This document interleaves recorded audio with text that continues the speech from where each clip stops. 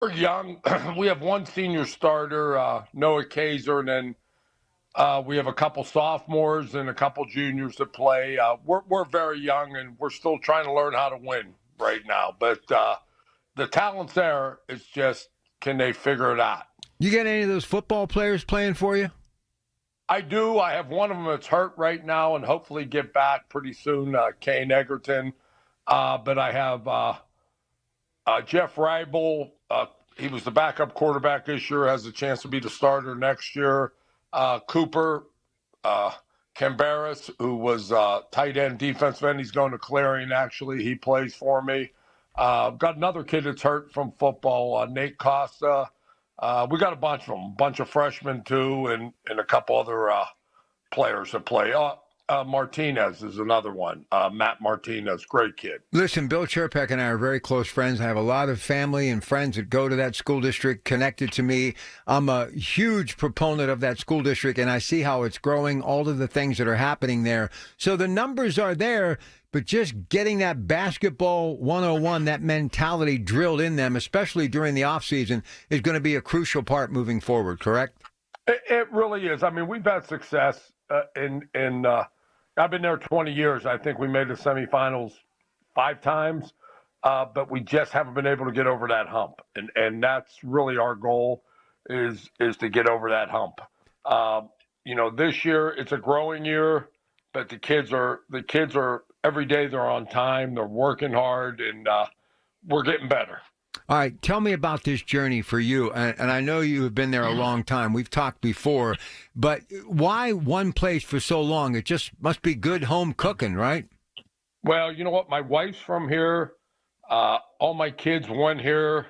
I went to Baldwin, actually, but my home's TJ. It's been my home now for 40 years, and I love it. I wouldn't want to go anywhere else. Listen, I love the community. the district is really still growing, is it not? People are still moving into that district.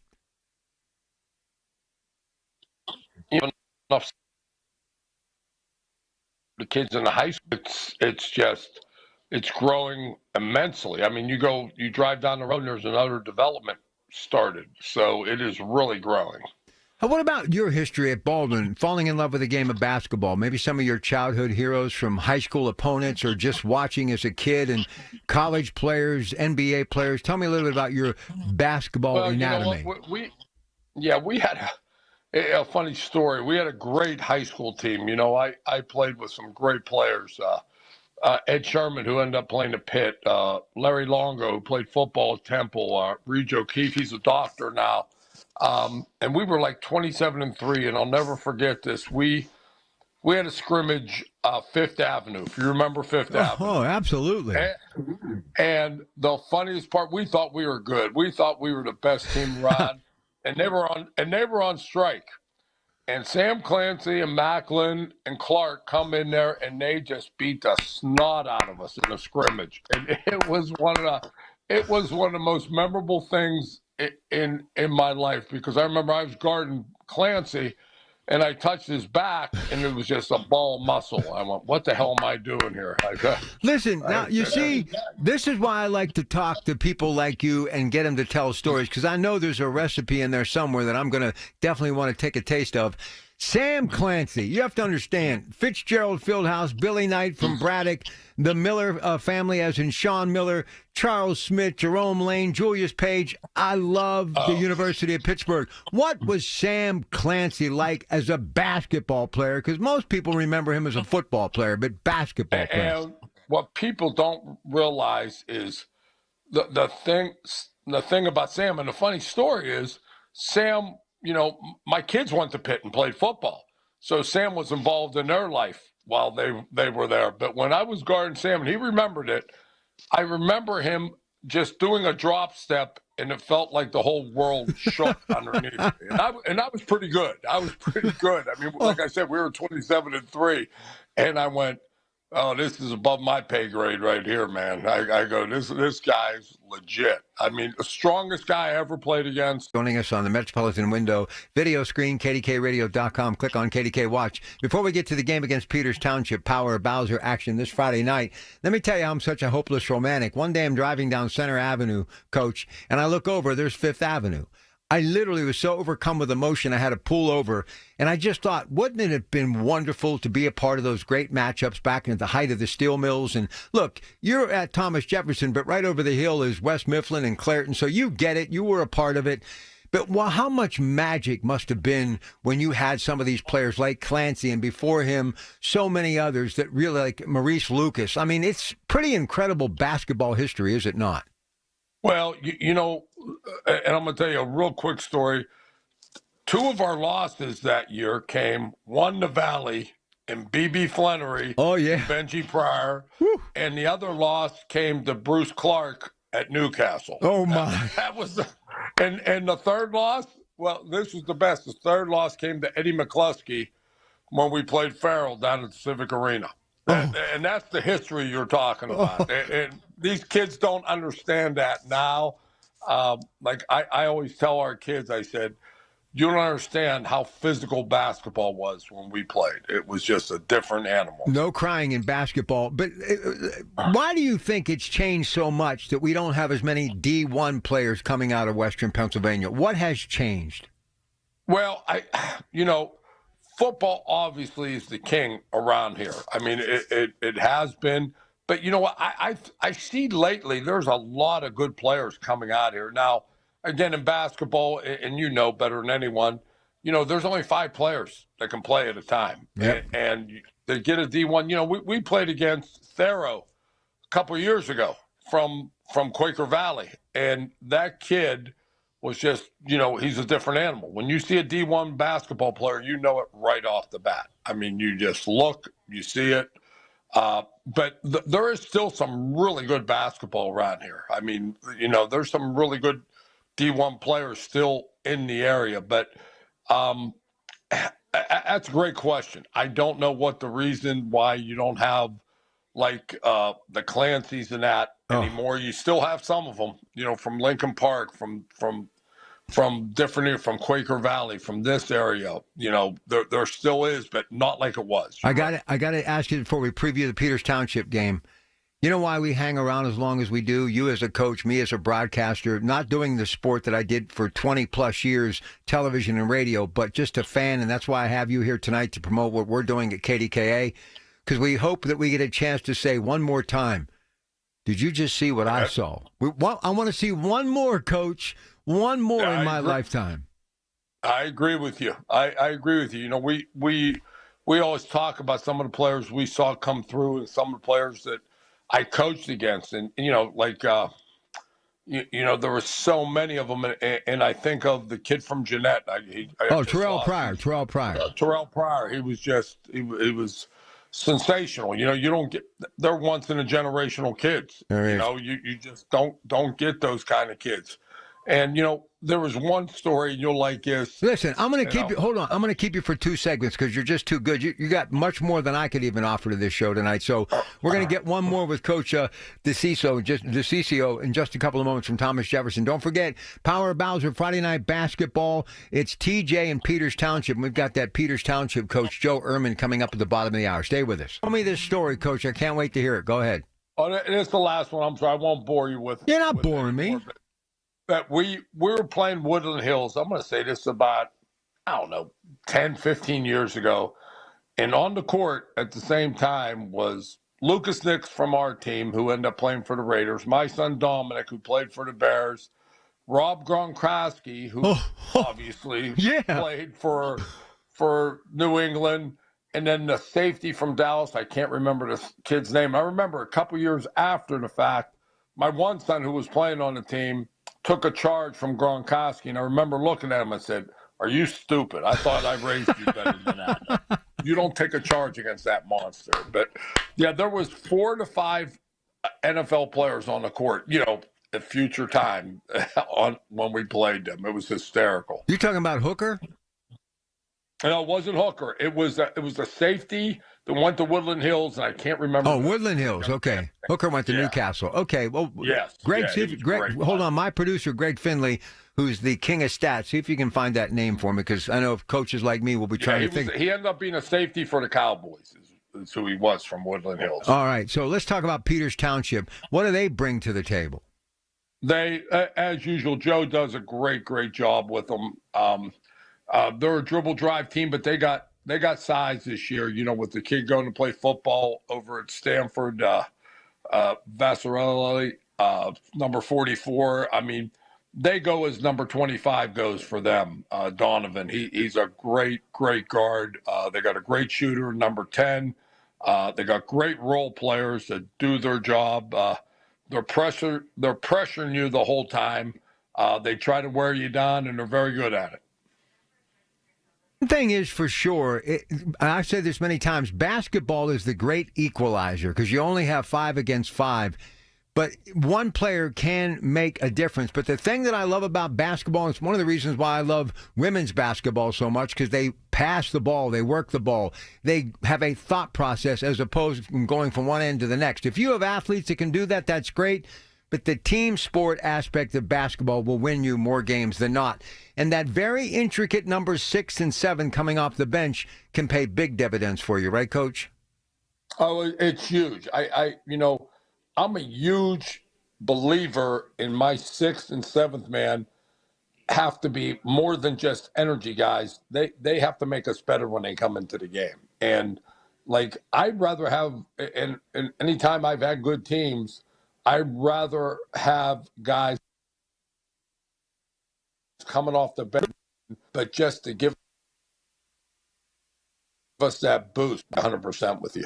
Let me ask you another thing. Tradition means so much, and you've created a tradition at TJ, as has Coach Turpek for sure. But I'm a firm believer in teaching by showing the past. And I'll never forget Lou Falcone, who was the head football coach at Farrell. I went to do a TV thing with him, and they said, hey, Coach will be with you in a little bit. Just go sit in the gymnasium and wait. So there I am, Coach, sitting on that stage by myself, and I looked up at the rafters, and I saw all these pennants and this and that and what have you. And I got the same feeling, and I still get that feeling when I go visit Mike Boriski at Lincoln Park, and they're getting ready to celebrate the 60th anniversary of that Stilton Highspire victory, in which that 65 team with Norm Van Leer and Simi Hill were the winners that year.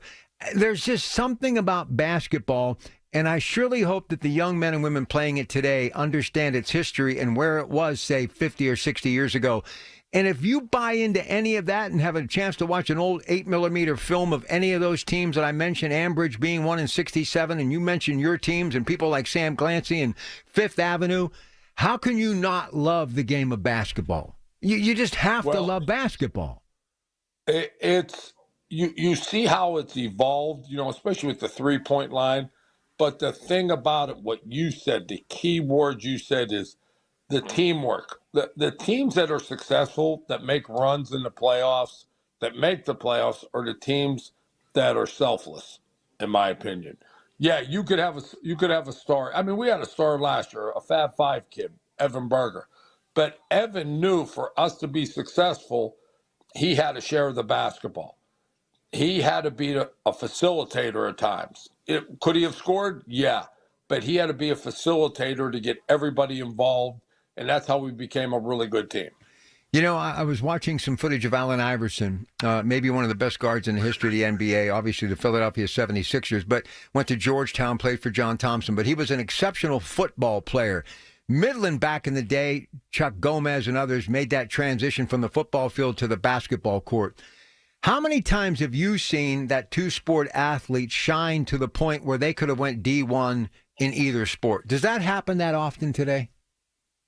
Not as much as it did. I can tell you I had a couple kids that absolutely, I've watched kids on my team and especially on other teams. Jonathan Baldwin, as an example, that played at Aliquippa, that played at Pitt. Tremendous. You could have won D1 either sport. Terrell Pryor, same thing. Could have won D1 either sport.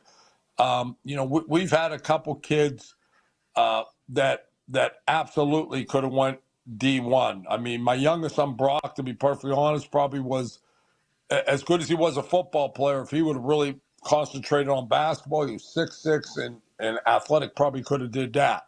But there's so many of them that could, think of Darrelle Revis, wins the state football championship, and then comes out and scores, I think, 28 or 29 points first game without any practice. I was there. I mean, I called that game. Yeah, there's an example. You saw him. I mean, there's some guys that are just special, and I had a college coach, and I'll never forget this, say to me, and we were playing, I forget, we were playing West Mifflin, I think it was, and they had a great player. I mean, a really good player. But we had a D1 football player, and he shut him down to 6 points. That poor kid lost his scholarship because of that, because he said, if a D1 football player can shut you down, then you're not a D1 basketball player. Wow. He said, you should be able to get past the D1 football player. But, the guys that can do both, they're just special. There ain't many of them.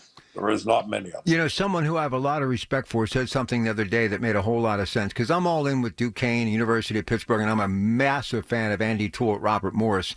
Beautiful facilities. I think that some of these D1 schools, and you've seen it with Pitt, with some of the athletes from places like Lincoln Park, but if you've got a player that is on the cusp that you think can play, you need to get them into these local schools like Robert Morris and Duquesne, because that'll put people in the seats. I know I would love to see some of the WPIL talent that may not go to Duke, but can surely play at Robert Morris or Duquesne. What do you think about that, Coach? I couldn't agree with you more. I think if you want to get the local interest up, why wouldn't you do that? You know what I mean? You look at some of these high school games, they're packed. People want to go see these kids that are local kids. They'll go to Robert Morris. They'll go to Duquesne to watch. Hey, that kid played at wherever. He played at Fort Cherry. Hey, I'm going to go watch him play there. He played at South Fayette. I'm going to go watch him. I think that is really important. I think that's smart recruiting. Even if he doesn't pan out.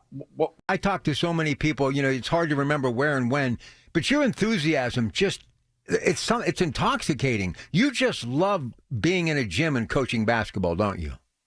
I really, and my biggest, and I tell my wife all the time, and to be honest, without her, I'd be crap with it.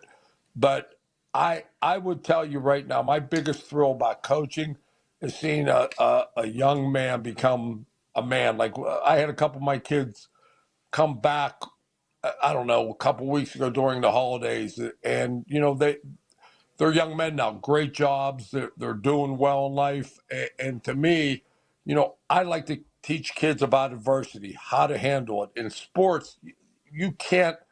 It's the best job application you could have, because you're going to have highs, you're going to have lows, you're going to get ridiculed, you're going to have to face the worst adversity in your life at that point.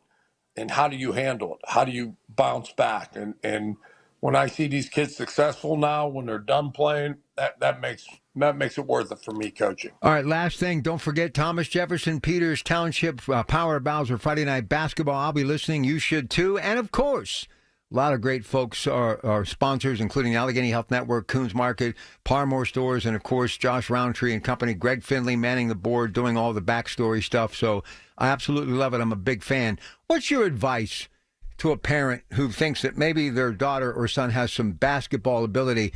These travel leagues and the AAU and all the other stuff that's out there, I still miss seeing kids playing basketball on a summer day at a playground near you. But what is your advice to kind of make it fun and see what they can do, and maybe take a baby step that turns into a giant step? Go ahead, Coach.